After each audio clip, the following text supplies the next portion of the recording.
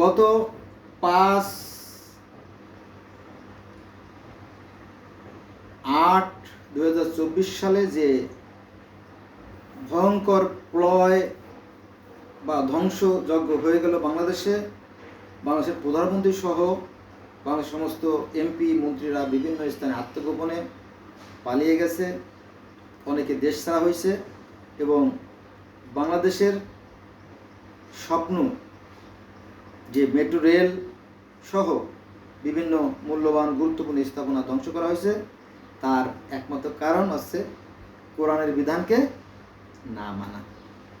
বোঝা গেছে? যদিও আমরা মুসলমান হিসেবে অন্তত আমাদের কোরআনের আয়াতগুলো মানা উচিত ছিল। কোরআন আয়াত না মানার কারণে এত বড় কর্মযজ্ঞ হয়ে গেল, ধ্বংসযজ্ঞ হয়ে গেল। মোস্ট ইম্পর্ট্যান্ট স্টোরি হলো যে প্রধানমন্ত্রী যে গণভবন, সেই গণভবনে লুটপাট করে যা ছিল চেয়ার, টেবিল, বেঞ্চ, বই, খাতা, ঘড়ি, কলম, ফ্রিজের ইলিশ মাছ, ফ্রিজ, মুরগি, হাঁস, সব কিছু লুটপাট করে নিয়ে গেছে। তারপরে বিভিন্ন মন্ত্রী, এমপি, বিভিন্ন জায়গা হামলা হয়েছে, অনেকের বাড়িঘর স্থাপনা ধ্বংস করা হয়েছে এবং খবর এখনও আসে নাই। আজকে হচ্ছে 6/8/2024।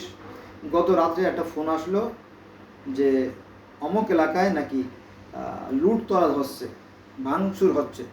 তো আমি আবার ফোন দিলাম, আমার অধীনস্থ যারা আছে তাদেরকে ফোন দিলাম যে কী ব্যাপার, এখানে কেটে হচ্ছে কিনা। কয় যে আশেপাশে এভাবে হচ্ছে আর কি, আপনার যজ্ঞ হচ্ছে, এটার কেন্দ্র কিন্তু হত্যাযজ্ঞ হবে। তো এই এত সময় যে কথাগুলো বললাম, এর মূল কারণ হচ্ছে আমরা কোরআনকে মানি না। এবার আসেন, কোরআন বলতেছে সূরা আল বাকারার 190 নম্বর আয়াতে বলতেছে যে আয়াতের জবাব হবে আয়াত দ্বারা, আয়াতের জবাব হবে আয়াত দ্বারা।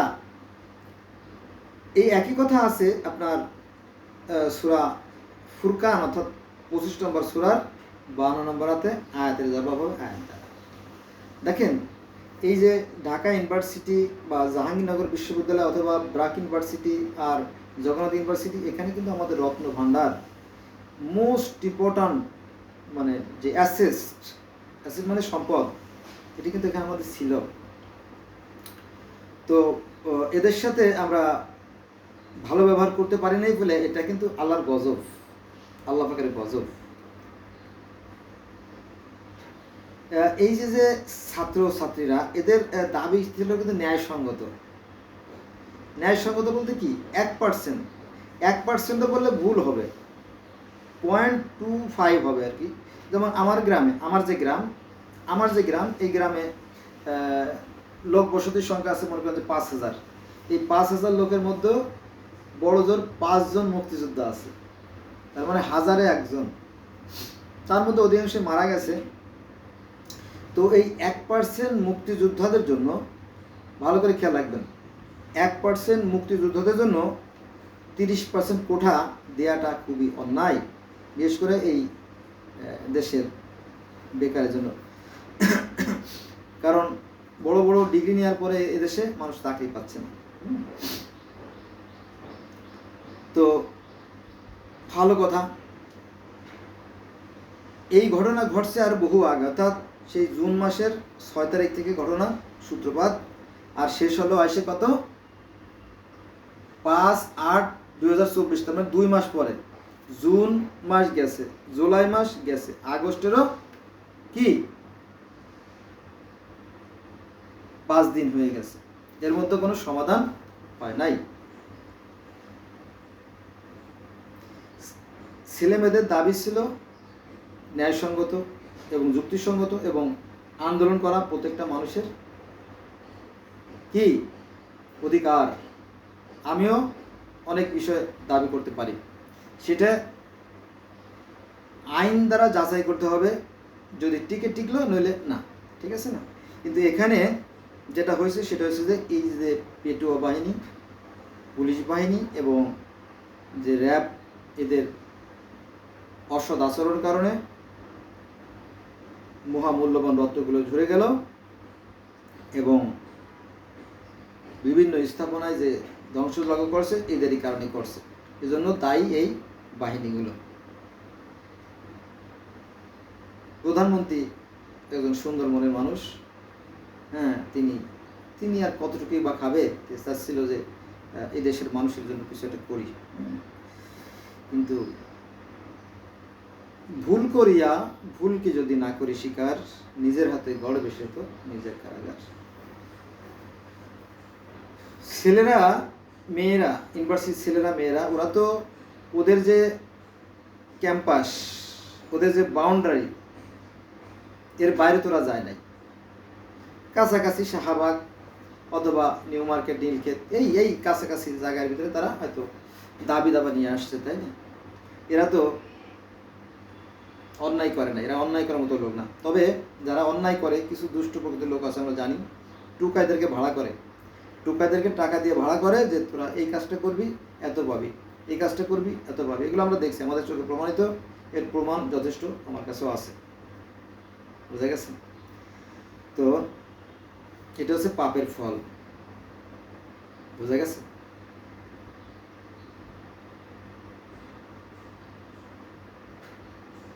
আসুন আমরা আমাদের বিবেককে কাজে লাগাই। হ্যাঁ, সৃষ্টিকর্তা প্রত্যেকটা মানুষের, পৃথিবীর প্রত্যেকটা মানুষকে ভালোর মধ্যে জ্ঞান দিয়ে দিয়েছে। হ্যাঁ, সেইভাবে চললে পরে বোধ আর সংগত হয় না। আর এখানে আয়াতের জবাব হবে আয়াত দ্বারা। আমি যেটা বলতেছিলাম যে এই যে ইউনিভার্সিটির যে ছেলে মেয়েরা, এরা কিন্তু অনেক আছে। এরা কুকুর পালে, বিড়াল পালে, হ্যাঁ, পাখি পালে। কারণ দেখবে যে ঢাকা ইউনিভার্সিটির যে পাশে কাটাবন, যে রাস্তাটা, কাটাবন হাতিরপুলে যে রাস্তাটা, দেখবেন ওখানে শত শত হাজার পাখি এবং পশু পাখির দোকান আছে।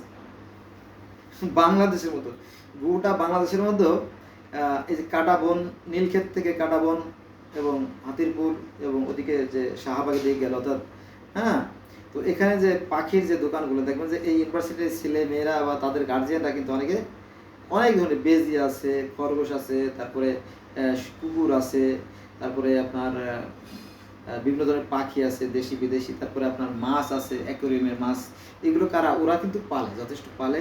তো এদের দ্বারা ক্ষতির সম্ভাবনা খুব কম। এরা একটা বিড়ালকেও মারলে 7 বার চিনতে পারবে। কারা? এই ইউনিভার্সিটির ছেলে। এরা কখনোই একটা মানুষকে হত্যা করতো না। ওদের আন্দোলন ছিল, কিন্তু ছাত্রলীগের পোলাপান ওদেরকে হামলা করছে, ফলে তাদেরকে হামলা করছে, এটা ছিল। এটা কিন্তু পুলিশের থামাতে কথাই, রাখো, তোমরা ধৈর্য ধরে বসো, আমাদের মন্ত্রী মহোদয় বা উদ্যোতন যারা আছে তারা আসবে, তোমাদের এই বিষয়টা তারা শুনবে এবং এটা ফয়সালা করবে। কিন্তু রাজার দোষে রাজ্য নষ্ট, প্রজা কষ্ট পায়। মনে রাখবেন, এই কথাটা মনে রাখবেন যে রাজার দোষে রাজ্য নষ্ট, প্রজা কষ্ট পায়। এটা আমাদের অর্জিত, এটা আমাদের পাপের প্রায়শ্চিত্ত। মানুষ ঠিক ততটুকু পায় যতটুকু সে অর্জন করে, এটা আমাদের অর্জন। আমরা যদি এই ছেলে মেয়েদেরকে মূল্যায়ন করতাম, সম্মান করতাম, তাহলে আর এই হত্যাযজ্ঞ এত বড় ভয়ঙ্কর পরিস্থিতি ঘটতো না। এটা আমাদের দেশের জন্য যেমন কলঙ্কজনক অধ্যায় হয়ে রইল 1000 বছরের জন্য। গোটা পৃথিবীতে 220টা যে রাষ্ট্র আছে, সবাই জেনে গেছে যে এই বাংলাদেশের যে প্রধানমন্ত্রী তিনি পালিয়ে গেছেন এবং অন্যান্য যারা এমপি করতেছে সবাই পালিয়ে গেছে। এটা কি লজ্জার বিষয় না? লজ্জার বিষয় কি না? লজ্জার বিষয়। Death is preferable two dishonour. Death মানে মৃত্যু, ইজ মানে হয়, মৃত হয়, প্রেফারেবল মানে ভালো, টু মানে হতে, ডিসঅনার মানে অপমান। আমি ভাঙাই দিলাম, অনেকে আছে সাধারণ ভাইয়েরা যারা বুঝবে না ইংলিশ, তার জন্য বললাম। তো এটা আমাদের জাতির জন্য অপমান এবং আমাদের দেশটা আরও অনেক পিছিয়ে চলে গেল, বুঝে গেছে?